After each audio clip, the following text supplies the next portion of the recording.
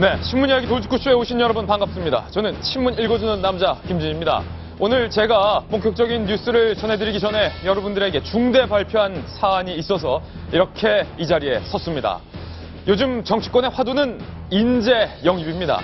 저희 돌직구쇼도 앞선 월요일 인재 영입 1, 2, 3호를 전격 발표한 바 있습니다. 오늘 저희가 숨겨왔던, 제가 공들였던 인재 영입 4호 발표가 있겠습니다. 여러분께 소개해 올릴 오늘 저희 돌직구쇼에 숨겨왔던 히든카드, 비장의 무기, 인재 영입 인사를 발표하겠습니다. 문재인 대표는 김종인 전 교수를 경제 멘토다 이렇게 소개했는데 오늘 소개해드릴 이분은 저의 정치적인 멘토다. 감히 이렇게 소개해 올릴 수 있겠습니다. 17, 18대 국회의원, 그리고 한나라당 전 대변인, 전직 KBS 아나운서, 그리고 지금은 국방 FM에서 국민과 함께, 국군과 함께를 진행하고 계신 분입니다. 여러분들 너무나도 잘 아시고 좋아하시는 분이시죠. 현역 의원 때 정치 후원금을 받지 않은 유일한 국회의원, 그리고 노후 대비용 아파트까지 팔아서 의정 활동에 보태신 청렴 결백한 분입니다. 이계진 전 의원님, 저희 돌직구쇼 인재 영입 대상으로 전격 발표하겠습니다. 어서 오십시오. 네, 고맙습니다. 김종인 교수 영입보다 더 거창한데 인사는 있다 할까요? 지금 하셔도 좋고요. 지금 해도 좋습니다. 네. 사실 저는 그 라디오 지금 조그맣게 하고 있는데 방송을 좀 나와달라고 그랬는데 제 사실 바빠서 못 나올 건데 농한기라서 나왔는데 요즘에 그 인재 영입되면은 뭐 탈당하고 입당하고 하는데 거창하더라고요. 구국의 일념 같은데. 구국의 일념? 그게 구국의 일념이 아니라 한 자리를 생각하는 거죠. 한 자리 못하니까 가는 거고 한 자리 하려고 가는 거고. 근데 전 여기 출연료 때문에 나왔고 내일은 못 나오고 금요일, 수요일, 거꾸로 하면 수요일, 금요일 출연료 받아서 수금하려고 나왔습니다. 첫 시작부터 돌직구가 나왔습니다. 인재 영입들 정치권은 한 자리 바라고 나온 건데 나는 한 자리 바라고 나온 것이 아니다. 출연료라고 말씀하셨지만 저의 삼고초려로 여러분들에게 좋은 돌직구 알려드리려고 오신 것이 분명해 보입니다.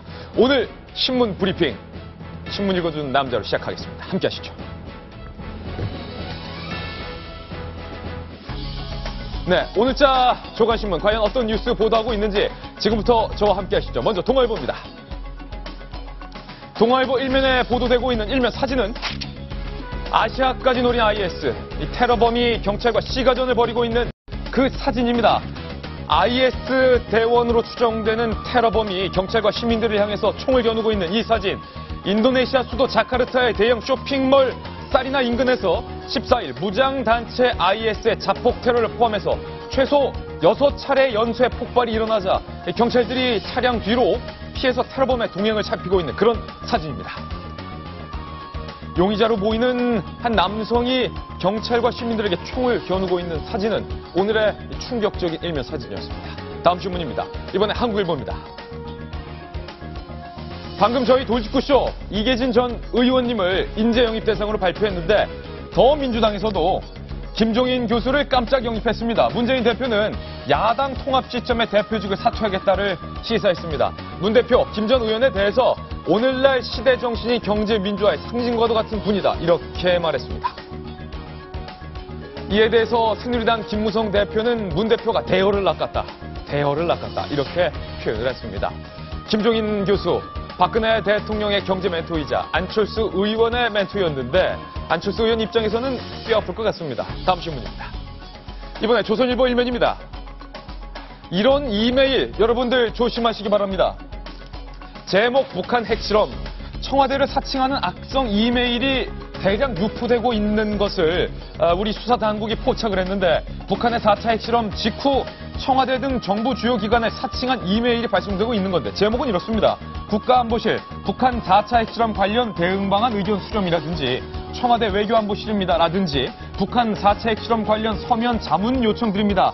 등의 제목인데 이 이메일에선 북한에서 만들어진 것으로 추정되는 악성 코드가 발견된 것으로 알려졌습니다.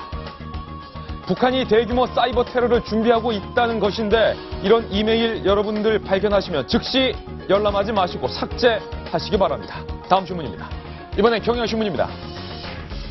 사회문에 실린 기사인데요. 이혼한 이부진, 호텔신라 사장, 친권, 양육권 다 가졌다.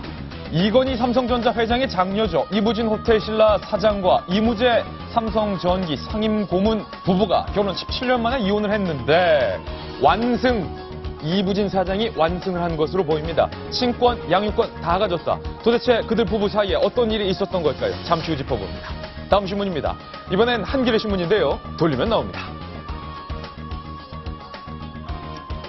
한겨레 신문입니다.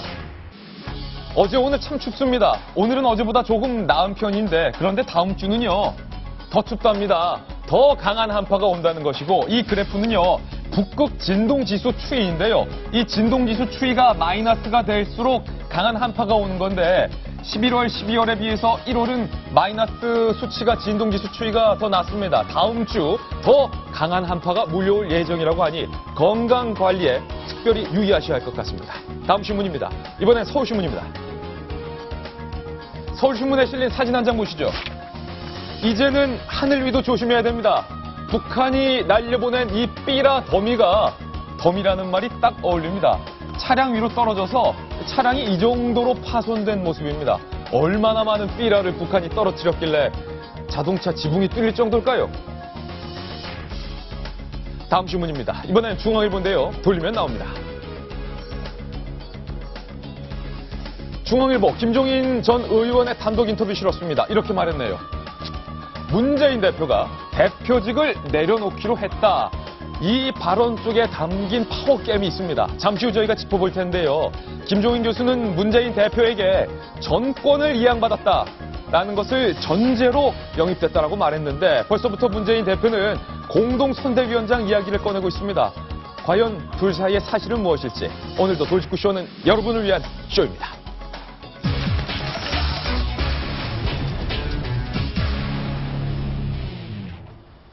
네, 제가 아직도 이 자리에 있는 이유는 여러분들에게 한 장의 유서를 보여드리기 위해서입니다. 바로 이 유서인데요. 고된 일상에 지쳤다. 누구도 탓하지 않는다. 고된 일상에 지쳤다. 누구도 탓하지 않는다. 새벽 러시아 블라디보스토크에서 한 남성이 우리말로 이런 유서를 남기고 분신 자살을 했습니다. 과연 그 남성은 왜 이런 유서를 남기고 러시아 머나먼 이국 추운 땅에서 분신 자살을 택했을까요? 하나의 영상을 준비했는데 영상부터 확인해 보시죠. 네, 지금 보고 계신 이 영상 저희가 너무나도 참혹해서 모자이크 처리를 했는데요. 방금 말씀드렸던 유서를 남긴 유서의 주인공입니다. 러시아 블라디보스토크에서 일하던 40대 북한 노동자가 새해 첫날 아침 저렇게 분신 자살이라는 극단적인 선택을 한 건데요. 러시아 소방관들이 소화물질을 분사해도 심하게 그을린 남성은 엎드린 채 꼼짝을 하지 않고 있는 그런 모습이 나오고 있습니다. 고된 일상에 지쳤다라는 유서를 남긴 저 북한 노동자는 왜 저런 극단적인 선택을 한 것일까요?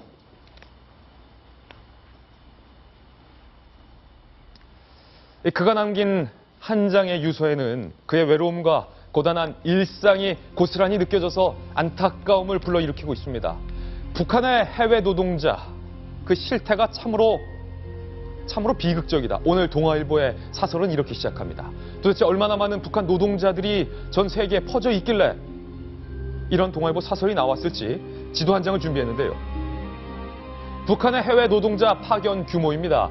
러시아에만 2만 명, 몽골에는 2천 명, 중국에는 19,000명, 쿠웨이트에서는 4,000에서 5,000명, 카타르에 1,800명, 오만에 300명, 말레이시아에 400명, 에티오피아에 100명, 나이지리아에 200명, 전 세계의 북한 노동자들이 이렇게 퍼져 있습니다. 그런데 여러분들 그거 아십니까? 북한 노동자의 현실이 우리가 생각했던 것 그 이상으로 비극적이라는 사실을 말입니다. 그 뒷면에 있는데요. 해외 북한 노예 노동자들의 충격 진실. 빅터차 교수는 이 북한 해외 파견 노동자들을 일컬어서 노예 노동자다 이렇게 말을 하고 있습니다. 그리고 해외의 북한 노예 노동자들이 핵 개발 돈을 대고 있다 이렇게 말했는데요. 해외에 퍼진 북한 노예 노동자들은 북한의 보위부 감시하에 집단 생활을 하고 있는 것으로 알려지고 있습니다. 그리고 대부분 3D 업종에서 하루 평균 18시간의 강제 노동을 해외에서 하고 있습니다. 그리고 노동자 봉급의 대부분을 김정은의 비자금, 김정은의 사금고, 노동당 39호실로 송금을 하고 있는 그런 현실이고요. 북한은 외화벌이를 통해서 이 당과 정과 군을 운영을 하고 있습니다. 노예 노동자들의 피와 땀 위에 북한의 당정군이 서 있는 셈이죠. 그런데 김정은 집권 이후 송금 할당액이 해외 파견 노동자가 급속으로 증가를 하고 있습니다. 김정은 노예 노동자들을 해외에 파견해서 핵 개발 돈으로 핵 개발 자금을 벌어들이고 있는 현실입니다. 하루 16시간씩, 18시간씩 일을 하고 고작 한 달에 하루 이틀 쉰다고 하는 이 노예 노동자들의 비극적인 삶에 대해서 오늘 저희 도직구쇼는 첫 소식으로 시작을 해보겠습니다. 동아일보 논설위이신 정성희 위원님. 야, 이게 저희 가족들이고 저희 동포들인데 저는 미처 몰랐습니다. 이 수많은 북한의 동포들이 해외로 팔려나가서 노예 같은 삶을 살고 있고 올해 초반부터 극단적인 선택을 하고 있을 줄 저는 미처 몰랐습니다. 새해 첫날을 이제 희망이 없을 때 극단적인 선택을 하는데 절망으로 시작을 한 것이죠. 예. 북한의 가장 중요한 수출 품목이다. 우리가 이제 광물을 많이 하는데 사실 품목이라고 했으면 아쉽지만 사실 제일 많은 것이 인력 송출입니다. 인력 송출이다. 예, 인력 송출. 북한의 근로자를 해외에 내보낸 것이 북한의 가장 많은 수출에 따른 어떤 수입을 얻는 것인데요. 이렇게 해서 송금 내는 것이 연간 5억 내지 6억 달러고요. 이게 무기 수출이나 마약 밀매나 남북 경협으로 했던 옛날에 김정일 시대의 4억보다 훨씬 많은 자금입니다. 예. 지금 이제 여러 가지 해외 경제 제재로 어려워지니까 더욱더 그 인력 송출을 강화하고 있는데요. 그런 와중에 저렇게 비참한 어떤 북한 근로자들의 인권이 유린되고 있는 실태가 오늘 오늘 아침 보도된 그 극단적인 분신 자살로 예. 드러났고요. 이게 큰 문제인 것이 인권 유린 차원뿐만 아니라 이 자금이 어디로 흘러 들어간지 봐야 되는데요. 예. 지금 우리 앵커가 말한 대로 그 자금 일부가 핵 개발이나 이런 걸 통치 자금으로 쓰이고 핵 개발로 들어갔다는 증거가 나오고 있거든요. 예. 그 빅터차 교수, 지금 조지타운 대학 교수고 국무부에서 한국을 담당했던 사람이 그래서 그 북한에 대한 수소폭탄에 따른 제재로 인력 송출을 금지하는 것으로 국제사회가 힘을 모아야 된다고 예. 하는 것이 그런 배경에서 나온 것이고요. 또 과거의 사례를 보니까 그런 경우가 있습니다. 인권 문제 때문에 국제의 어떤 제재를 했던 경우가 있어요. 사우디아라비아 같은 경우 인권 문제로 스웨덴 같은 경우가 어떤 그 경제 제재를 한 사례가 있거든요. 예. 지금 만약에 우리가 북한 핵 개발에 대해서 효과적인 제재 수단이 지금 없어서 고민하고 있는데 만약에 국제사회와 공조해서 북한이 해외로 수출하는 인력 송출을 중단하면 그 인권 유린을 막고 그 다음에 통치 자금도 예. 중단시키는 효과적인 방법이 될 수 있다고 하는 것이 오늘 동아일보 사설에서 지적하고 있는 것입니다. 김정은의 지난 4차 핵실험이 갖고 있는 잔혹성 그 이면에는요.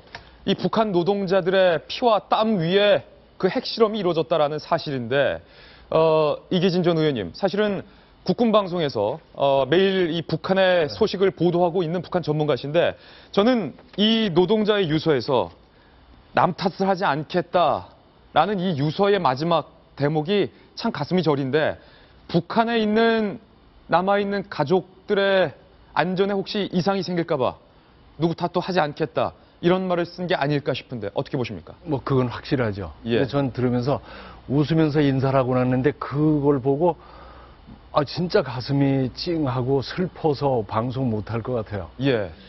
근데 저런 상황을 보고 북한이 좋다는 사람들이 있잖아요. 그렇죠. 근데 그들에게 힘을 실어주는 거 아니에요. 예. 오래전에 있었던 말 중에 그런 거예요. 이 세상에 뭐만 없으면 좋겠다 시리즈가 있어요. 예. 이 세상에 북한과 IS와 그리고 거기 하나 더 붙이면 국회가 없었으면 좋겠다. 19대 국회. 북한과 IS와 19대 국회가 19대 국회가 없으면 좋겠다. 국민들 예. 생각 보면서 그런 생각하실 거예요. 예. 저게 현실입니다. 이게 현실이다. 저게 현실입니다. 평양은 잘 산대요. 탈북자들 얘기. 평양은 잘 산대. 평양은 잘 산다. 나머지는 인간도 아니래죠. 예. 거기 가서 돈 벌어다 핵 쏘고 하는데도 그 가족들 때문에 말도 못 하는 거예요. 예. 너무 슬픈 얘기를 시작하네요, 오늘. 예, 그러게요. 윤태곤 실장님, 네. 대한민국이 과연 이 북한의 핵실험 국면에서 어떤 역할을 할 수 있을까?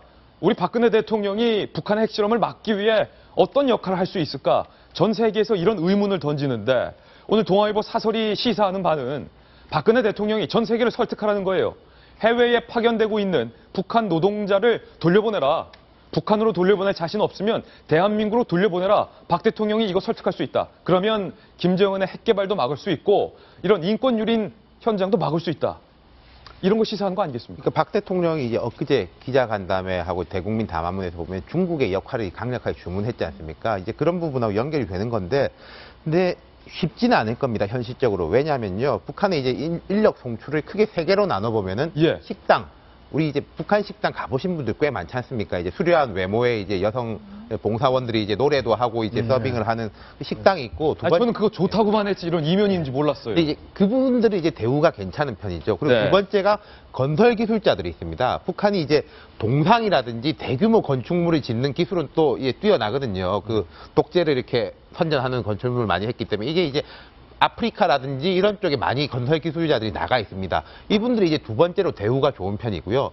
제일 마지막이 벌목공이라든지 건설에서도 단순 노무직, 예. 합숙 위주로 돼 있고 이런 건데, 제가 방금 말씀드렸듯이 이런 사람들이 주로 아프리카 독재 국가라든지 러시아라든지 중국에 많이 나가 있기 때문에 우리의 좀 외교적 수단이 마땅치가 않은 건 맞습니다만은 그래도 네. 노력을 하는 데까지 하고 이런 부분 자꾸 알려나가야 되겠죠. 예.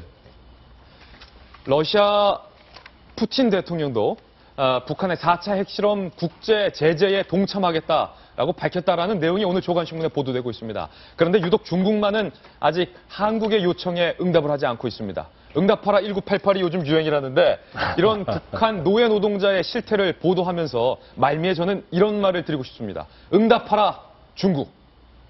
저희가 준비한 첫 번째 돌직구 신문으로 이제 넘어가겠습니다. 만나보시죠. 자, 분위기를 좀 바꿔보겠습니다. 바꾸려고 했는데 바꿀 수 없는 기사가 나왔습니다. 이부진 호텔신라 사장의 이혼 소식.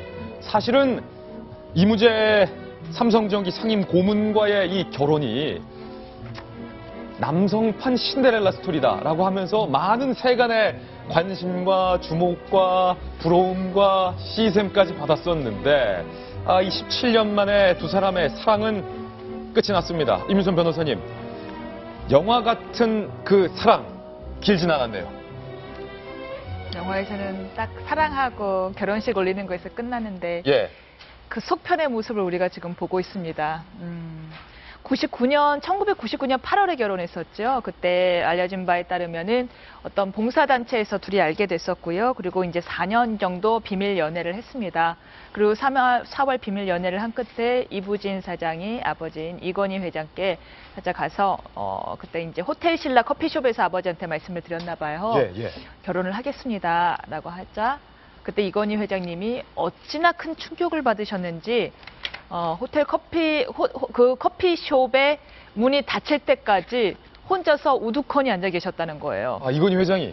예, 그 웬만한 일엔 끄떡을 안 하시는 그분이 큰 충격을 받고서는. 네. 그리고서는 양가에서 얼마나 반대를 했겠습니까? 그런데 이부진 사장이 지금 보여주는 그 뚝심과 그 추진력을 거기서도 10분 발휘를 해서 결국에는 결혼에 성공을 했습니다. 예.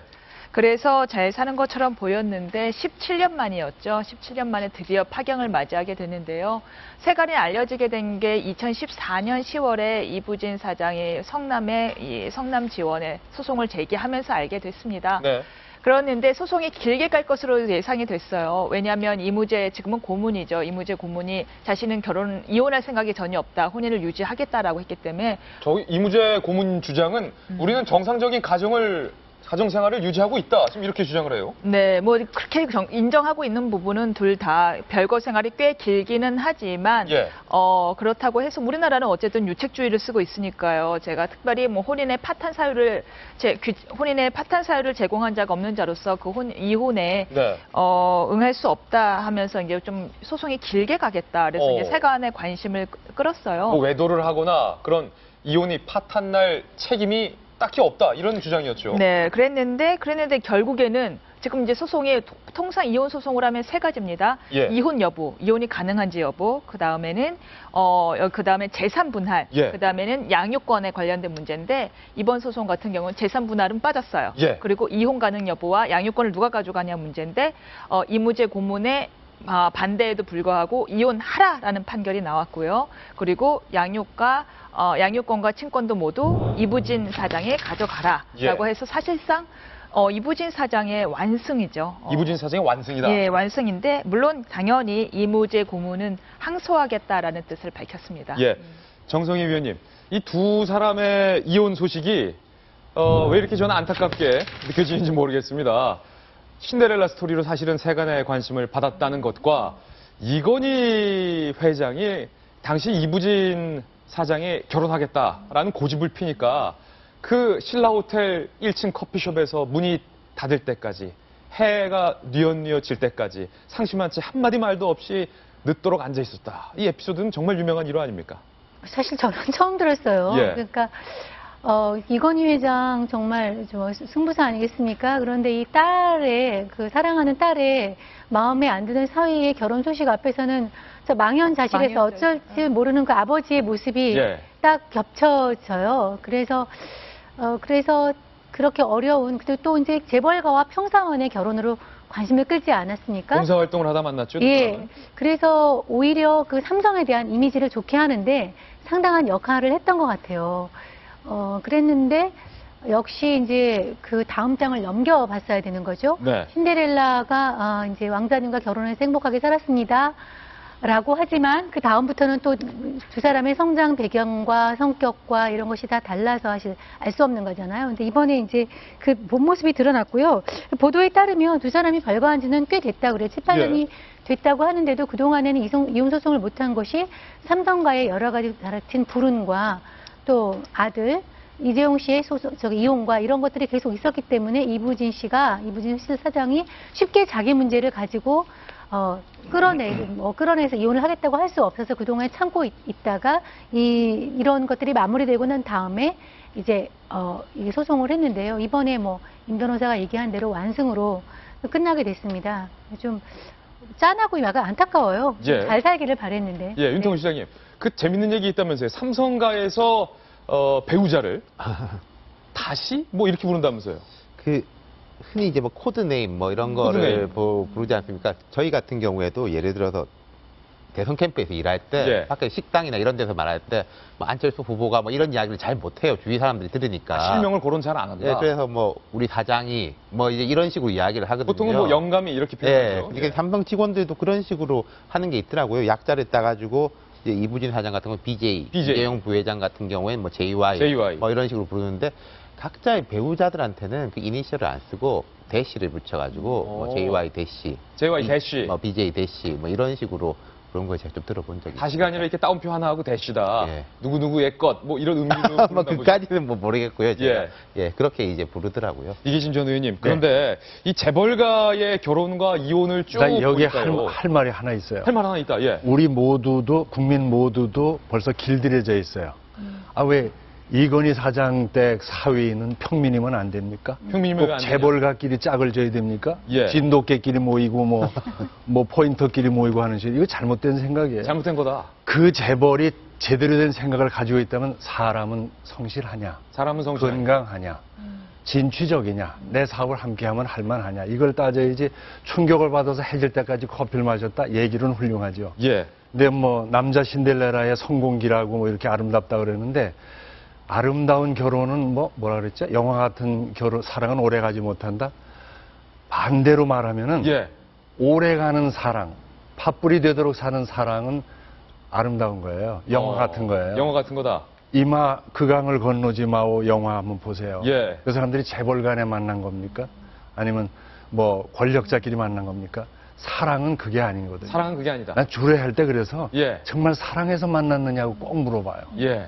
그래서 이거 우리도 길들여진 거예요, 벌써. 예. 이계진 전 의원은 지금 사모님과 사랑을 해서 결혼하지 않았습니다. 사랑해서 결혼했죠. 그렇죠. 지금 그렇죠. 보고 계세요. 전원 올해 주택에서. 41년째입니다. 예. 그래서 우리 집사람한테 꼼짝 못하고 잘 살고 있는데 엊그제 말 한마디 잘못했다고 잘못했다 소리를 100번 더 했어요. 아름다운 사랑 축하드립니다. 사랑이어야 하지. 예. 봐요, 뭐 누구 재벌의 아들은 뭐 대통령 댁하고 해야 되고 이게 정상인 건 아니에요. 네. 그럴 수도 있지만. 예.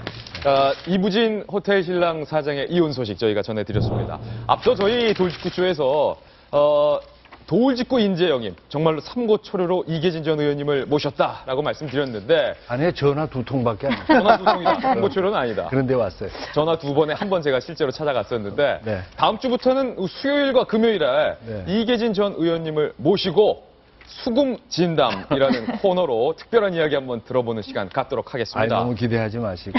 어제 더불어민주당 문재인 대표 아마 저와 같은 심경이었을 것입니다. 박근혜 대통령의 경제 스승 안철수 의원의 전직 멘토였던 김종인 전 의원, 김종인 교수를 더불어민주당의 인재로 영입을 성공했습니다. 저희가 준비한 다음 돌직구 신문입니다.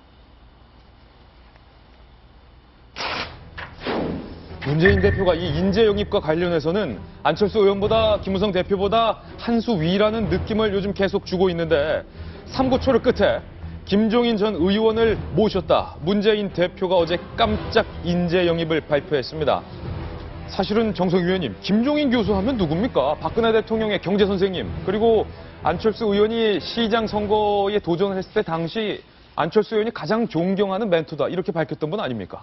우리가 이제 김종인 전 의원을 좀 볼 필요가 있어요. 당연히 뭐 박근혜 대통령의 국민행복추진위원장을 맡았고, 그다음에 안철수의 뭐 북톤 콘서트 할 때 뭐 경제 멘토로 모셨다는 것 외에도 우리나라의 그 경제 정책에는 큰 영향을 미친 분입니다. 우리 예. 헌법에 경제 민주화 조항을 관철시켜서 넣은 분이에요. 19조 2항. 예. 그것을 먼저 여러 사람이 어떤 재벌가들 당시에 반대했다는 걸 무릅쓰고 했다는 거 일화가 되게 그 유명하신 분이고요. 노태우 정부 때 그 경제수석을 했지만 사실 노태우 정부의 가장 큰 어떤 그 공적이 북방외교 아니겠습니까? 예. 러시아와 중국과의 수교를 이끌어냈는데 사실 그것을 갖다가 이 경제수석실에서 했다는 것은 뭐 이미 알려진 사안이에요. 그래서 사실 북방 외교를 뚫어서 우리 경제 영토를 넓히고 외교 지형을 바뀐 우리나라 정치 사회에서는 뗄래야 뗄 수 없는 큰 영향을 미친 분인데 예. 이분이 더민주당으로 가셨어요. 예. 그 전에 이제 더민주에서 우리가 깜짝 놀랄 사람을 영입하고 있다라고 얘기를 해서 누굴까 굉장히 궁금했는데 진짜 깜짝 놀랐어요. 깜짝 놀랐어요. 예. 예. 지금까지 영입하신 분들 중에서 이런 분 정도로 모셨으면 정말 깜짝 놀란 일사다라고 얘기를 했는데 그만큼의 또 이제 반발과 우려의 목소리도 상당히 나오고 있습니다. 예. 지금 말한 대로 박근혜 정부의 캠프에서 같이 있었던 분이에요. 또 근데 박 정부가 본인이 굉장히 평생의 어떤 화두로 삼는 경제 민주화에 대해서 실천하지 않고 홀대하고 자신을 또 쓰지 않으니까 또 살짝 마음이 틀어져서 또 본인이 공부하셨던 독일로도 잠깐 가 계셨어요. 몇 달 계시다가 예. 또 와서는 이번에 안철수 안철수 의원실에서 같이 안철수 의원과 함께 어떤 경제 멘토로 역할을 하셨는데 전혀 어떤 정강 정치의 가치 비전이 완전히 다른 데로 갈아타셔서 예. 이분이 정체가 도대체 뭐냐? 정체가 뭐냐? 지금 전력을 보니까 노무현 정부 빼놓고는 다 일을 했는데 도대체 뭐 하는 사람이냐? 전력을 네. 한번 볼까요? 그런 논란도 있습니다. 정성희 위원의 말처럼 김종인 전 의원의 정치 이력을 제가 한번 정리를 해봤는데 속보 한 가지 전해드리고요. 잠시 후 오전 10시 저희 돌직구쇼 생방송 도중입니다. 문재인 대표가 전격적으로 영입한 김종인 전 의원의 기자회견 저희 라이브로 돌직구쇼 생방송 도중 제일 발빠르게 물려드리겠습니다. 연결해 드리겠습니다. 과연 김종인 전 의원의 입에서 나오는 첫 일성 어떤 멘트가 나올지 멘토의 입에서 어떤 멘트가 나올지 주목해 주시기 바랍니다. 김종인 전 교수의 정치 이력 함께 보시죠. 방금 우리 정성희 위원께서 잘 설명해 주셨듯이 갈아타셨다라는 표현을 쓰셨는데 정성희 위원의 표현이 아니라 사실 어제 더불어민주당 내의 강경파 쪽에서 나온 표현이 너무 많이 갈아타셨다라는 얘기인데 한번 보십시오. 전두환 정부 때 비례대표 국회의원 2번을 하셨고요. 노태우 정부 때 보건사회부 장관, 청와대 경제수석, 비례대표를 역임을 했습니다. 그래서 이때 사실은 경제민주화, 대한민국에 있어서 경제민주화라는 단어를 아마 처음 헌법에 적용을 했고 또 이 재벌개혁 전도사로 통했었는데 그러다가 반노 진영에 속했습니다. 반노 야당인 새천년 민주당 비례대표, 선대위원장까지 맡으셨고요. 돌연 안철수 진영으로 합류를 하는데 2011년이죠. 안철수 서울대 융합과학기술대학 원장의 멘토 역할을 하면서 서울시장 선거 때 안철수 캠프에 안철수 의원의 멘토로 합류를 했고 그때 당시 안철수 의원이 이렇게 말했습니다. 김종인 교수님은 내가 제일 존경하는 사람 중 한 명이다. 이렇게 말했었는데 어쩌다 두 분이 이렇게 결별을 하셨는지 서로에게 나쁜 감정만 현재는 남아있는 것 같아요. 그리고 그 다음 박근혜 대통령 진영에 합류를 했습니다. 2012년 대선 때 뭐 너무나 잘 아실 겁니다. 박근혜 당시 대선 후보의 경제민주화 공약을 만들었던 장본인이 바로 이 김종인 교수입니다. 그러다가 결국 이번에 문재인 대표 더불어민주당으로 합류를 하시게 된 건데 윤태곤 전 시장님 안철수 의원 캠프 때 있었잖아요.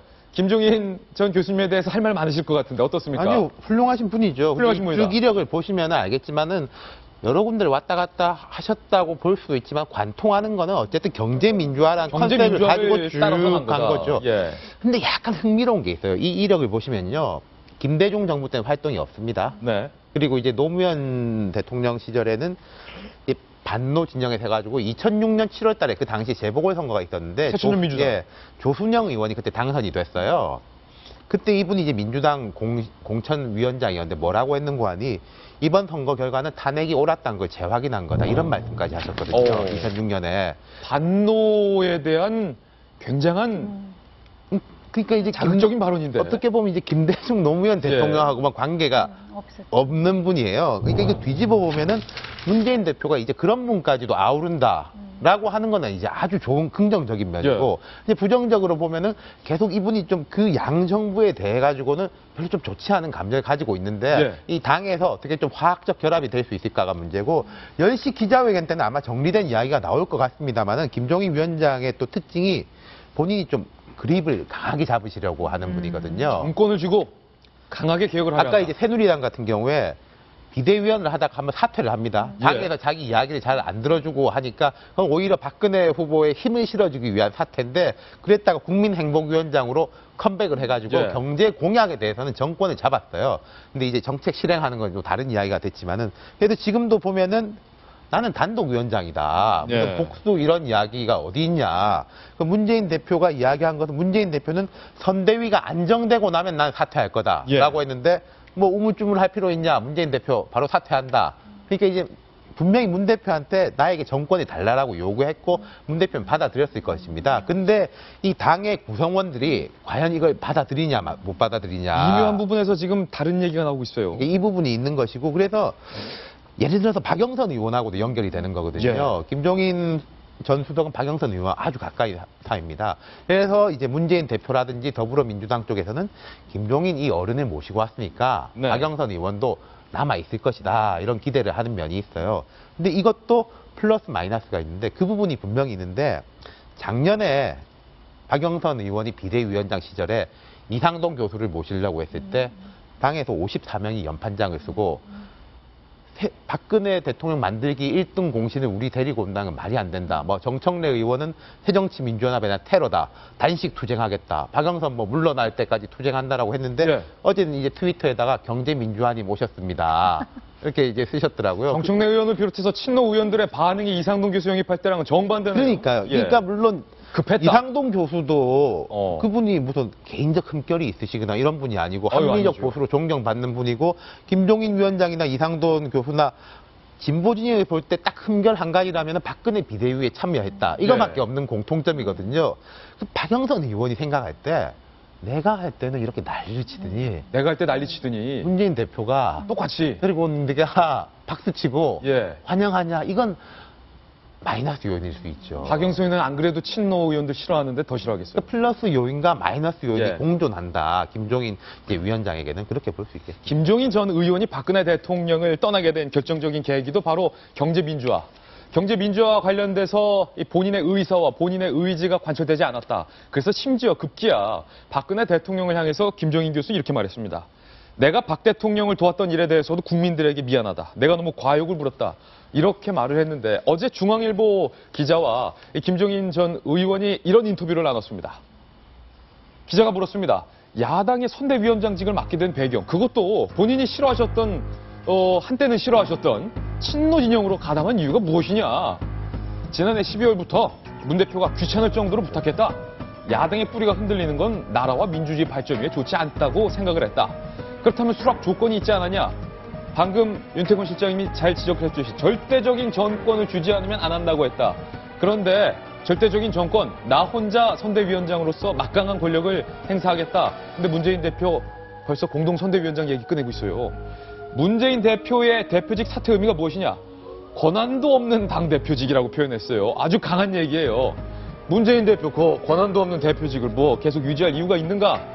이렇게 말했는데 문 대표는 미묘하게 다릅니다. 선대위가 안정되면 그제서야 대표직을 내려놓는 걸 검토해보겠다. 지금 이렇게 말했어요. 야권 위기의 원인은 무엇이냐? 4년 전 기억에 사로잡혀서 내가 대선 후보가 되겠다라는 생각 때문이다. 그렇다면 안철수 의원의 국민의당에 대한 생각은 무엇이냐? 강한 성토를 했습니다. 내용이 없다. 63년 허정씨 소속 당이 국민에 띄고 당인데 띄어쓰기만 다르다. 아주 강하게 폄하를 했습니다. 안철수 의원에 대한 김종인 교수의 비판 직접 한번 들어보시죠. 실질적으로 야당이 단합을 해서 지켜나가도 사실은 정권 쟁탈이라는 게 굉장히 어려운 건데 그거를 쪼개가지고 나가서 기본적으로 이 조직에 참여하는 사람들이 자기가 좀 불리하니까 밖으로 나가버리는 그러한 형태의 소위 정치 행위라는 것이 잘 납득이 되지 않는 사람이에요. 이기진 전 의원님. 예. 한때는 박근혜 대통령과 상당히 사이가 좋았어요. 김종인 전 의원이. 아니, 뭐 그 질문 안 해도 내가 할 말이 있어요. 예. 어쩌다 이렇게 된 거예요? 나는 미소 지으면서 계속 들었는데, 놀라운 영입은 아닌 것 같고. 놀라운 영입 아니다. 의외의 영입인데, 예. 저분이 참 훌륭한 분이시죠. 근데 저분이 새로운 곳에서 또 좋은 조건 하면 또 가실 분 같아. 아, 딴 데서 더 좋은 조건 그래서 나는 거다. 저분이 1940년생이라고 들었어요. 예. 연세 많은 분들 지금 훌륭한 분들 많이 계시죠. 그러나 이건 정치적인 노역이다. 정치적 노역이다. 정권이 어쩌고 뭐 하다. 그러면 지금의 대통령을 만들기 위해서 노력을 했으면은 그 자리에서 그래도 끝까지 하다 서운해도 말아야. 예. 그래야 이 땅의 선비의 모습이지. 선비의 모습. 꼭 내가 전철 갈아타듯 했어요. 여기 갔다 저 갔다 여기 갔다 저 갔다. 예. 한 번 택시 타든지 예. 걸어가든지. 걸어가시든지. 그건 좀 아름다워 보이지는 않더라. 예. 그런 말씀입니다. 그래서 김무성 대표가 문재인 대표가 대열을 낚았다라고 표현했고 그 뒤에 그 대화를 낚았다는 거는 저 안철수 대표냐? 의원. 그분 약 올리느라고 한 소리예요. 불 지르는, 염장 지르는 소리예요. 불 지르는 소리였다. 여기가 이겼어, 넘어오냐. 예. 거기 견제하기 위한 묘한 말을 하나 한 거예요. 바로 이 부분인데, 정성 의원님. 김무성 대표 입장에서 뼈 아픈 것보다 안철수 의원 입장에서 뭔가 뺏겼다, 뼈 아프다, 이런 측면이 더 강할 것 같아요. 모시고 올 수는 없지만 간 거는 가슴 아플 것 같아요. 예. 확실히. 왜냐하면 거기에 대해서 어저께 안철수 의원이 뭐라고 얘기했냐면 건강한 경쟁 관계는 바람직하다라고 이제 원론적인 입장에서. 원론적인 말을 아꼈는데 사실 저는 김종인 수석의 거취와 관련해서 요즘 설왕설래가 많았는데 저는 국민의당 안철수 신당으로 갈 줄 알았어요. 저도요. 한때 안철수 의원의 멘토였고 또 주변에서 같이 있는 동교 동계라든가 아니면 우리 이상돈 교수랄까 그다음에 박영선 의원과의 관계랄까 예. 그다음에 그 중간에서 잘 아는 정대철 민주당 상임 고문과의 이런 관계랄까 이런 모든 정황으로 볼 때 저는 신당으로 갈 거 정운찬 전 총리의 모습 관계랄까 그다음에 어떤 이념적인 지향으로 볼 때 예. 안철수 신당으로 갈 거라고 생각을 했는데 의외로 더민주를 선택했어요. 예. 그리고 어저께 인터뷰와 오늘 인터뷰를 보니까 안 신당 측에서는 접촉조차 안 했다는 거예요. 접촉조차 안 했다고요? 그러니까 그 옛날에 안철수 의원의 그 멘토를 할 때의 구원 또 인간관계 이런 거에 좀 상처가 좀 있는 것 같고 예. 그게 굉장히 박근혜 정부 서운한 거 못지않게 예. 서운했던 것 같아요. 그래서 오히려 접촉이 없었다는 거에 놀랐고요. 아니, 윤 실장님 잘 알 것 같은데 김종인 전 의원과 안철수 의원의 감정의 골이 깊어요? 왜 둘이 헤어졌죠? 제가 내부적으로 속마음은 잘 모르겠고요. 예. 근데 이제 좀 몇 년 된 거로 알고 있습니다. 윤여준 전 장관에 비해 가지고 김종인 수석은 그 이야기는 들었어요. 안 의원이 이제 탈당 직전에 여러 이제 분들, 특히 원로들한테 의견을 구했는데 김종인 전 수석께서 문재인 대표를 돕고 후위를 도모하면 좋겠다라고 해가지고 그냥 예 하고 이제 나왔다는 거 아닙니까?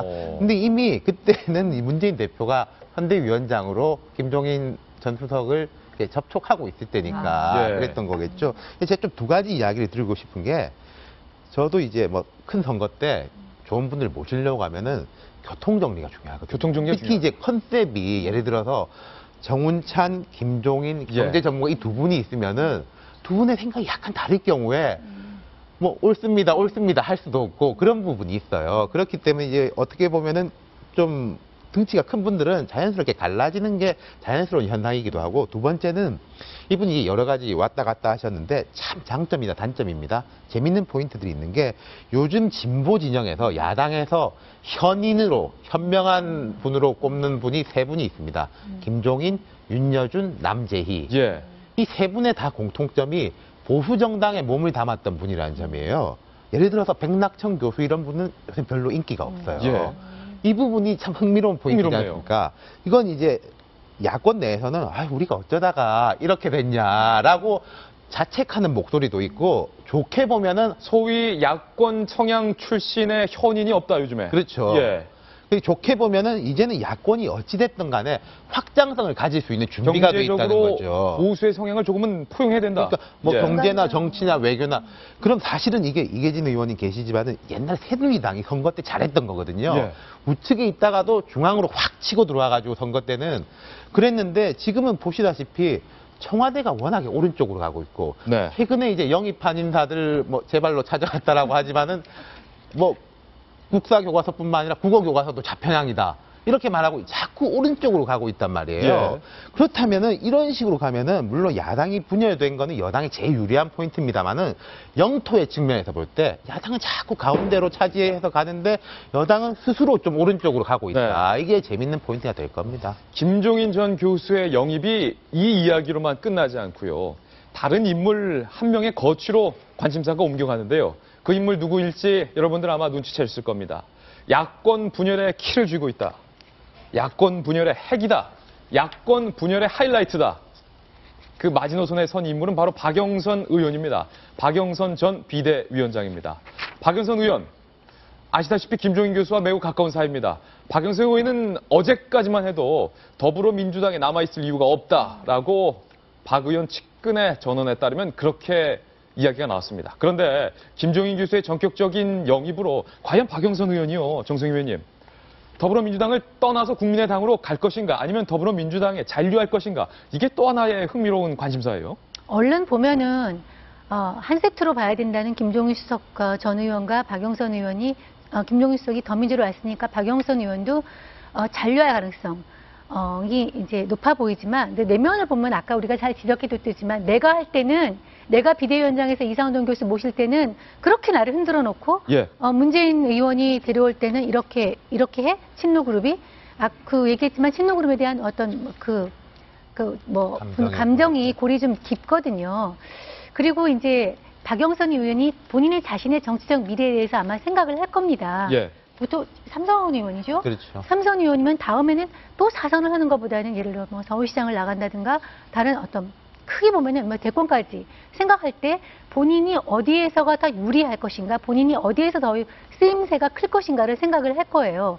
근데 그런 점에서 고민이 깊어질 것 같습니다. 왜냐하면 신당이 아니라 국민의당이죠. 가게 되면 안철수 의원과 또 이렇게 당권을 놓고서 경쟁을 해야 되는 것이 이제 불가피할 거고요. 또 더민주에 남아있을 경우에는 또 문재인 대표와 그 관계가 있는데, 지금 김종인 수석이 와서 어떤 정치적인 비전이 비슷한 상황에서 자기 쓰임새가 더 클 것인가에 대해서 고민이 있을 거기 때문에, 이번에 어떤 김종인 수석 전 의원의 영입으로 해서 박영선 의원의 고민이 저는 더 깊어질 거다. 그렇게밖에 말 못할 것 같아요. 근데 탈당의 명분이 조금 약한 게 아닌가 싶었어요. 이 경우에. 만약에 이상돈 교수님을 문재인 대표가 모셔온 거라면은 뭐야 하고 바로 나가실 수도 있겠지만 내가 모신다 했을 땐 그렇게 극렬 반대하더니 했지만 자신도 모시고 싶었고 또 친했던 김종인 교수, 뭐라고 해요? 위원장이 오셨는데 뭐야 하고 나가는 그 부분에 대해서는 조금 명분이 약하지 않을까 싶어서 명분이 약하다. 예. 고민을 많이 하실 것 같아요. 이러지도 못하고 저러지도 못할 것 같은데 이기진 전 의원님, 네. 문재인 대표가 김종인 교수의 말에 따르면 문재인 대표가 대표직 권한도 없는 거 바로 내려놓을 것이다. 이렇게 막 얘기하고 있는데 문 대표는 당장 대표직을 내려놓을 생각은 아닌 것 같아요. 안정되고 좀 봐서 내려놓겠다. 문재인 대표가 대표직 언제 내려놔야 맞습니까? 그게 저 구혼할 때하고 똑같죠. 예. 결혼하면 이렇게 하겠다 그러고 결혼 딱 하고 나면은 말이 슬슬 바뀌기 시작하는 거. 예. 정치하는 사람은 결혼 약속할 때보다 더한 달콤한 말 하고 말을 얼마든지 바꾸고 그러는 것 같아요. 네. 그리고 뭐 대표 내려놓겠다 만약 그랬으면 뭐 언제 한번 그러실 때 정치는 타이밍이 중요하다고. 정치는 타이밍이죠. 그렇게 내려놓을 때 내려놨으면 괜찮을 거 아니겠어요? 맞습니다. 진작에 내려놨어야 된다. 당도 갈라지지도 않고. 그렇지 않겠어요? 저도 그게 굉장히 아쉬운데요. 예. 이 조치가 대단히 늦었습니다. 사실은 뭐 이렇게 되고 본인이 어차피 당 대표직도 늘어진다고 하는 마당인데 뭐 통합 선대를 하든 뭐든 무슨 차이가 있었겠습니까? 그리고 11월부터 이미 접촉을 했더라면 이렇게 분열되기 이전의 야당 같이 갔더라면 훨씬 더 다른 면이 되지 않았을까. 그 타임을 못 맞춘다. 한참 늦었다. 이것이 어떤 안철수 신당으로 가는 사람들의 마음을 끌어놓을 수 있게는 좀 시간도 늦었고 동력이 좀 약하지 않을까 이런 생각은 들어요. 문재인 대표가 어찌됐든 김종인 전 의원을 영입했습니다. 더욱더 인재 영입에서 한 수 위에 코스를 달리고 있는 셈인데 그렇다면 안철수 의원의 고민도 깊어질 것 같습니다. 그래서 다음 돌직구 신문에 준비해봤습니다. 그런데 안철수 의원 요즘 한상진 위원장의 발언 때문에 좌불안석을 하고 있다. 이런 기사가 오늘 보도되고 있는데요. 윤태구 실장님. 네. 한상진 위원장의 입에 안철수 의원이 불안하다. 이게 무슨 말입니까? 지금 원래 이제 투톱이지 않습니까? 윤여준, 한상진 체제인데 이제 윤여준 장관이 이제 몸이 불편하셔가지고 아직 안 나오고 있고 한상진 원톱인데 그러다 보니까 스포트라이트를 많이 받고 이분이 원래 정치인 출신이 아닌데 말을 많이 해야 되고 입장을 밝혀야 되는 게 있는데 그 부분에서 항상 조금 삐끗삐끗하는 게 있는 것 같아요. 어제 같은 경우가 대표적인 예인 게 4.19 묘역을 참배했지 않습니까? 거기서 이제 그 앞에 이제 이승만 대통령 묘역을 참배하고 4.19 묘역을 또 참배하는 거는 좀 뭐가 안 맞지 않냐라는 지적에 대해 가지고 아마 윤여준 장관이 있었으면 되게 부드럽게 이야기했을 거예요. 근데 이 부분에서 좀 강하게 이야기를 하려고 하다 보니까 이승만은 대통령은 뭐 국부나 다름없다 이런 말씀을 하셨는데 이게 뭐 저는 국부란 말에 개인적으로 별로 동의 안 합니다만 이렇게 생각할 수도 있고 저렇게 생각할 수도 있죠. 근데 우리가 TPO라는 게 있지 않습니까? 4.19 묘역을 가가지고 4.19 묘역을 가서 이승만 대통령 뭐 훌륭하신 분이다. 이건 이게 좀 안 맞는 거죠. 그러니까 곧바로 이제 안철수 의원이 4.19는 불의하고 무능한 정권에 한거한 겁니다. 이렇게 이야기를 했는데 안 맞는 게 있는 부분이고 이런 식으로 이제 몇 번의 일이 나오고 있는데 그래서 이제 내부적으로는 그런 것 같습니다. 윤여준 장관 빨리 오셔야 된다. 윤여준 장관 빨리 오셔야 된다. 빨리 두 분이 계시면은 이게 좀 분산이 되고 스포트라이트도 분산이 되고 또 이제 제가 이제 두 분을 다 잘 아는데 한상진 위원장님 평생 교수로 살아가지고 어떻게 보면 좀 순진하신 면, 기자들이 이렇게 탁탁 이렇게 하면은 말도 확 잘해버리고 이런 면이 있어요. 근데 기자들이 참 좋아할 만한 인물이죠. 윤여준 전 장관이 엄청나게 노련하거든요. 이제 그런 게 있는 거예요. 원래 교수 출신이죠. 원래 교수 출신들이 위에 항상 이렇게 용비어 찬가를 부르는 학생들 옆에 둘러싸여 있잖아요. 그러니까 말씀에 제어를 별로 받아본 적이 없어요. 그러다 보니까 하시고 싶은 말씀에 거침이 없고 늘 당신의 생각이 늘 옳다고 생각을 하고 그러다 보니까 아마 이렇게 된 것 같은데 아마 세찬 바람을 좀 많이 맞으셔야 될 것 같습니다. 아니 그런데 일각에서는요, 정성희 위원님, 4.19 묘지라고는 하지만 한상진 교수가 한 인물에 대한 공과 과는 동시에 바라볼 필요가 있다라고 하면서 이승만 전 대통령이 나는 국부라고 생각한다라고 발언한 것이 뭐가 문제냐 또 이런 주장도 있어요. 그렇죠. 그러니까 뭐 우리가 다 알지만 역사적인 인물은 공과가가 다 있는 것이고 그걸 어느 쪽을 이제 부각해서 본인에 따라 본인의 가치관과 철학이 이제 반영이 된 건데 그거 자체는 원론적으로 저는 전혀 나쁘지 않습니다. 근데 이승만 대통령을 이제 국부로 추앙하는 건 이제 뉴라이트 일각에서의 주장이고 아직은 우리가 그렇게까지 국부라, 소위 말해서 나라를 세운 아버지다.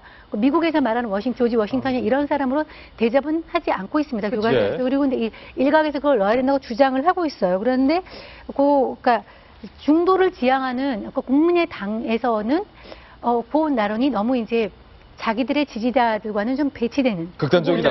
또 이제 뉴라이트들이 좋아하는 그런 얘기를 한 것이 이제 문제고 또 지금 얘기한 대로 하필이면 4.19 혁명에서 죽은 사람, 저기들이 묻혀있는 그런 묘지에서 그런 말을 한 것이 과연 적절하냐. 그거에 대해서 이제 논란이 있고, 아직은 아마추어시다. 정치에서는 그러니까 아마추어시다. 이분이 이제 뭐 뉴라이트 막 이런 비판까지 받는데 실은 박정희 전두환 정권 시절에 저항적 지식인 김대중 전 대통령이 이제 정책적으로나 여러 가지로 후원하던 그런 분이거든요. 그러니까 이분의 전 인생으로 보면은 이런 말하고 별로 상관이 없는데 뭔가 좀 더불어민주당하고 달라야 된다는 강박 이런 게 조금 있으셨던 게 아닌가 싶어요. 그 한상진 교수라고 그래야 되나요? 네, 교수님. 한상진 교수를 좋게 얘기하면 그런 거 아닌가요? 저도 정치할 때 그런 식으로 말했는데요. 민원인들한테는 민원인을 설득시키고 저쪽이 옳다고 하고 그러고 또 저쪽 가서는 민원인의 뜻이 옳다고 얘기하면 그랬거든요. 그럼 4.19 묘지에 거기에 가서 이승만에 대한 얘기를 좋게 얘기하고 이승만 쪽에 가서 거기 가서는 좋게 얘기하고 4.19 가서는 이승만 죽일 놈이다 하고 그거보다는 차라리 저쪽 세력에 가서 그래도 공이 있지 않느냐라는 말 한마디 하는 게 순진한 분 아닌가요? 그게 더 순진한 것이다. 난 순진한 정치적으로 그분 물 안 들었다고 생각해요. 제가 그래서 늘 당했죠. 또 이 개인의 17, 18대 의원의 아픈 기억까지 떠올려 주셨는데 윤태곤 시장님, 안철수 의원 입장에서는 뭐 좋다, 나쁠 거 없다, 뭐 이렇게 받아들여도 될 법한데 과연 어떻게 받아들일지도 궁금해요. 그러니까요. 같은 내용이지만은 이승만 대통령 초대 대통령으로서의 공도 있는 분이다라고 말하는 것과 사실 내용은 같아요. 근데 이분 뭐 국부다라고 말하는 거가 다르지 않습니까? 예를 들어서 전두환 정권 때 뭐 물가 안정이라든지 경제 성장에서는 좋은 면이 있었다라는 거 하고 전두환 대통령께서 경제를 참 잘 이끄신 분이다라고 다르고 다른 거니까 이게 뉘앙스의 문제인데 이런 부분에서가 문제가 되는 거죠. 좀 아쉽겠죠. 안철수 의원 입장에서 아쉬운 게 요즘 계속 많이 나고 있는데 아까 박영선 의원 얘기 나와서 말인데요. 과연 안철수 의원 입장에서 이제 김종인 교수가 문재인 대표 측으로 갔으니까 안철수 의원 입장에서 강하게 땡겨오고 싶을 사람 누구겠습니까? 박영선 의원 아니겠습니까? 그렇죠. 박영선 의원이 크죠. 그리고 아까 제가 이제 큰 인물들은 함께 있기 어렵다라고 말씀드렸는데 정운찬 전 총리의 멘트를 보니까 미묘하게 신당 쪽으로 또 약간 가까워지는 듯한 부분이 있더라고요. 정운찬 전 총리 뭐라고 말했습니까? 아니 이 부분에 대해 가지고 뭐 나는 이제 현실 정치에 참여할지 안 할지 결정 못했다. 그런데 다당제로 되는 건 좋다고 생각한다. 그 며칠 전만 해도 뭐 접촉도 안 했다느니 뭐 이제 대표를 뭐 했다느니 많으니 진실 공방이 있었지 않습니까? 그러니까 오히려 한 분이 가면은 나머지는 딴 데로 갈 가능성이 높아지는 게 또 정치의 묘미죠. 이제 정운찬 전 총리가 더불어민주당에 영입될 가능성은 낮아졌다고. 아주 낮아졌어요. 그렇다면 그러니까 신당에 갈지 안 갈지 모르겠는데 더불어민주당에 갈 가능성은 낮아진 거예요. 오늘 소설 한번 쓰겠습니다. 왜냐하면 정운찬 총리도 경제통이니까. 더불어민주당의 김종인과 국민의당의 정운찬 두 사람이 붙는다면 볼만하겠어요, 그림? 근데 뭐 지금 위원장이 벌써 저기 아닌가요? 한상진 위원장. 한상진 위원장이랑 윤여준 위원장이어갖고는 그 구도가 성립될 것 같지는 않은데요. 직책은 만들면 나오죠. 그런가요? 잠시 후 김종인 더불어민주당 소속이죠, 이제. 김종인 전 의원의 기자회견을 생중계해드리겠습니다. 저희가 이미 중계차가 나가 있는데요. 현장 그림부터 한번 보겠습니다. 네, 문재인 대표와 김종인 교수. 문 대표 표정이요. 요 며칠 본 표정 중에 제일 밝습니다. 안철수 의원 보라 이거죠. 한 방 날렸다 이거죠. 문희상 전 비대위원장도 저 자리를 하고 있는데, 사실은 이 김종인 교수의 영입으로 지금 보고 계신 저 그림은 사실상 탈당을 감행하겠다라는 세력까지도 문재인 대표가 다 아우르고 있다. 내 리더십에는 문제가 없다라는 것을 과시하는 듯한 그런 모습이 지금 보이고 있습니다.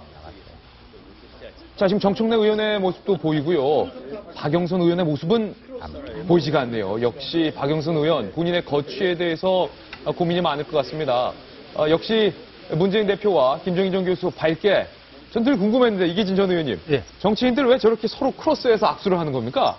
결속력이 있어 보이고 예. 또 사진 기자들이 저렇게 하라고 그래요. 아, 저걸 좋아하는군요. 예. 그래야지 뭔가 좀 타이트한 모습이 보이고. 예. 오늘 과연 김종인 교수의 입에서 네. 어떤 첫 일성이 나올지가 사실은 우리 정치부 기자들 사이에서 최대 관심사인데 과연 어떤 메시지를 낼까요? 어떻게 예상하십니까? 전혀 모르겠어요. 전혀 모르겠다. 무슨 말씀을 하실지. 근데 합리화시키는 말이 나오겠죠. 예, 지금 계속 이제 곧 김종인 교수의 기자회견이 시작될 것 같은데요. 현장 그림 계속 보겠습니다. 자, 이제 더불어민주당의 강대상이라고 하죠. 강대상이 지금 나왔고 김종인 선대위원장의 첫 기자회견이 시작될 것인데 정성희 위원님, 아무래도 개혁을 얘기할 것 같아요. 그리고 물갈이에 대한 언급도 오늘 어떻게든 있을 것으로 보입니다. 친노 의원들 긴장할 것 같은데. 아까 말한 대로 김종인 수석이 굉장히 성격이 강한 분이시고 본인이 직접 뭔가를 장악하면서 일을 해야 되는 분이기 때문에 이제 그거는 아마 기대하셔도 될 것 같고요. 내용은 아마 본인이 왜 더불어민주당에 합류하게 됐고 앞으로 뭐를 하겠다 하는 내용이겠지만 중심 내용은 아무리 본인이 평성에 하도록 삼고온 재벌 개혁과 경제 민주화가 되지 않을까 하는 생각이 들어요. 예. 아마 재벌가나 지금 좀 이렇게 관심 있게 상당히 떨면서 보고 있는 왜냐면 지배개혁 예. 이라든가 그다음에 이제 경제 민주화 증세라든가 그동안에 본인이 화두로 잡고 있던 모든 개혁 조치가 박근혜 정부에서 안 된 거에 대해서 굉장히 울분을 가지고 계시기 때문에 네. 당연히 그렇게 본인이 가두를 했던 그런 것을 정책에 반영하는 그런 내용에 대해서 가지고 오실 겁니다. 네, 이제 발언을 시작합니다. 들어보겠습니다. 최근 오랜 전통을 이어온 정당의 분열하는 모습은 정권 교체를 열망하는 국민을 매우 실망케 하고 있습니다. 더불어민주당은 국민의 열망에 부응하는 집권정당으로 변모하여야 합니다. 이러한 절실함과 문재인 대표의 진정성을 믿고 오랜 고민 끝에 더불어민주당 조기 선거대책위원장을 맡기로 하였습니다. 지금 우리의 시급한 과제는 새로운 경제 환경을 조성하여 성장 기반을 재구축하고 심화되고 있는 갈등을 해소하는 것입니다. 더불어 잘 살게 하는 것이 경제민주화입니다. 저는 그간 경제민주화를 실현하기 위해 헌신해 왔습니다. 앞으로도 이 길을 이루기 위해 제가 할 수 있는 최선의 노력을 다하려고 합니다. 오는 총선에서는 불평등을 해결하고 경제민주화를 제대로 구현할 수 있는 정당이 국민의 선택을 받을 것이라고 확신합니다. 지금이야말로 당을 재정비하고 정책정당으로 탈바꿈할 수 있는 마지막 기회라고 생각을 합니다. 더불어민주당이 총선에서 국민의 믿음을 다시 얻는데 전력을 다할까 합니다. 그리하여 기필코 승리를 이루어내겠습니다. 대단히 감사합니다.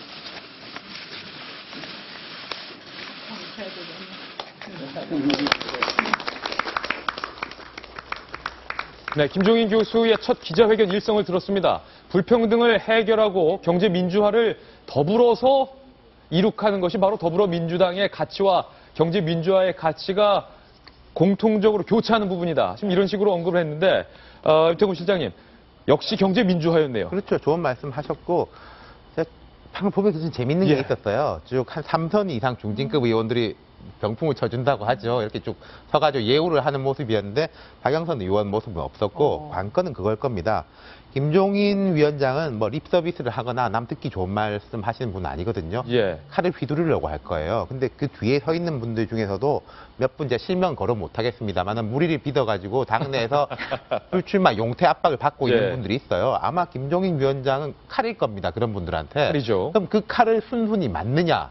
아니면 또 뭐 예전처럼 뭐 연판장 돌리고 뭐 못 버틴다. 당신은 원래 누구 출신인데 여기 와가지고 뭐 굴러온 돌이 박힌 돌 빼내냐 이런 식으로 하면은 저분이 먼저 나가실 분이거든요. 저분이 먼저 나가실 분이다. 예. 그렇기 때문에 그 부분이 어떻게 못하고, 해결이 되느냐가 못하고. 관건일 겁니다. 동시에 김종인 교수 영입 기자회견과 동시에 더불어민주당의 정대철 상임고문은 탈당 기자회견을 하고 있습니다. 직접 한번 들어보시죠. 승리와 정권 권체의 미랄이 되겠습니다. 존경하는 국민 여러분, 야당은 언제나 절망을 딛고 일어선 전통이 있습니다. 조금만 참고 지켜봐 주십시오. 야권이 다시 일어설 수 있도록 국민 여러분들의 격려와 성원을 기대해 마지 않습니다. 감사합니다. 여기 오늘 같이 또 탈당하시는 분들은 나오지 않습니다만은 전직 의원 같이 뭐 이 42명이신데 이 중에서는 며칠 전에 또 탈당하셔서 당에 들어가신 분도 있습니다. 이게 좀 시간을 두고 하다 보니까 그래서 그러나 저한테 다 제출하신 분들이라 한번 읽어드리면 강운태 존칭 생략입니다. 국창근, 김경천, 김봉호. 이 아이러니한 상황을 어떻게 해석해야 될지 모르겠습니다. 정대철 상임고문이 더불어민주당을 떠나면서 사실은 권노갑 상임고문, 동교동계가 이 더불어민주당을 다 떠나고 정대철 고문마저 떠나는 그 장면, 그리고 그 앞서 거의 동시간대에 김정인 교수가 영입돼서 기자회견을 하는 이 장면이 정말 말 그대로 오버랩되고 있어요. 한마디 할 시간 될까요? 됩니다. 서글프죠, 한국 정치. 서글프다. 당이 이렇게 분열되고 사람이 오고 가고 바뀌고 정당 하나 10년 된 정당이 없는 나라. 외국의 민주주의 된 나라 어떻습니까? 양당 제도 다 100년씩 됐잖아요. 예. 인삼도 6년은 돼야 약효가 있는데 정당 이름 제대로 기억하는 사람이 머리 좋은 이 계좌 출신에는 별로 없어요. 논설 의원님, 변호사님, 저는 모르는지 모르는데 예. 서글픈 얘기입니다, 이거. 한쪽에서는 그게 좋다고 들어가고 한쪽에서는 버리고 가야 되겠다고 못 쓰겠다고 그러고 이게 국민을 위한 겁니까? 다 자기 자리를 위한 거죠. 예. 서글픈 현실입니다. 인삼만도 못하다는 논평. 6년근 인삼만도 못해요. 예. 아이고. 그러니까 근데 그 양당이 지금 같은 시간에 이루어진 어떤 기자회견의 파괴력이 게임이 안 되죠. 정대철 주 민주당계의 탈당은 이미 예정된 것이고 김종우성의 깜짝 영임은 이제 아까 말한 의외의 놀라운 인사이기 때문에 앞으로 그 더민주의 어떤 야당의 어떤 오래된 야당의 어떤 뭐랄까 저력이 이게 쉽지 않다. 안철수 신당이 쉽지 않을 것 같다. 그것까지는 확실한 것 같습니다. 앞으로도 이 더민주당 그리고 국민의당이 인물 경쟁, 인물 영입을 두고 치열한 경쟁이 이루어질 것으로 보입니다. 저희는 광고 후에 다시 돌아오겠습니다. 잠깐만요. 네, 오늘 피나리 기사는요. 번개 300번 맞을 확률을 뚫고 1조 9,200억 원의 잭팟을 터뜨린 미국의 파워볼 로또 당첨 소식입니다. 만나보시죠. 너무 부럽습니다. 미국 전역의 복권 열풍을 몰고 온 로또 복권 파워볼 당첨자가 드디어 나왔습니다. 당첨 복권을 들고 본인의 얼굴 절반 이상을 가린 채 당첨자가 내가 당첨됐다라고 주장을 하면서 인터넷에 올린 내용이고요. 그 옆에는 환호하는 판매업소 12억 원가량의 보너스가 저 1등을 배출한 판매업소에게도 주어진다고 합니다. 로또 판매점 주인도 신이 났고 1조 9,200억 원에 받게 된 이 당첨자도 신이 난 건데 이 파워볼 열풍은요 미국 여야 대선 주자에게까지도 퍼졌다고 합니다. 민주당의 유력 주자인 힐러리 클린턴 전 국무장관도 밤늦게 복권을 직접 구입했는데 당첨되지 못한 것으로 알려졌고요. 버락 오바마 미 대통령도 복권을 직접 구입한 것으로 알려졌는데 기자들이 묻자 내가 샀는지 안 샀는지에 대해서는 답변할 수 없다. 이렇게 밝혔다고 하니까 정치는 그렇게 해야 되는 거예요. 정치는 이렇게 해야 된다. 당첨이 안 된 것이 분명해 보입니다. 오늘 또 금요일이고 내일 또 우리 한국의 로또 복권 발표 날이 오늘 많이 팔릴 것 같습니다. 아마 오늘 로또 복권 많이 판매가 될 것 같습니다. 어쨌든 복권은 사행성이니까 너무 거기에 심취해서는 안 됩니다. 성실하게 일하는 자에게 마땅한 대가가 돌아가는 사회가 건강한 사회이긴 한데 말입니다. 오늘 금요일 아침 저희가 준비한 소식 모두 다 전해드렸습니다. 저희는 내일과 모레 주말 푹 쉬시고요. 월요일 아침 9시에 힘찬 모습으로 돌아오겠습니다. 오늘 하루는 분명 어제보다 더 나을 겁니다. 좋은 하루 되십시오. 고맙습니다.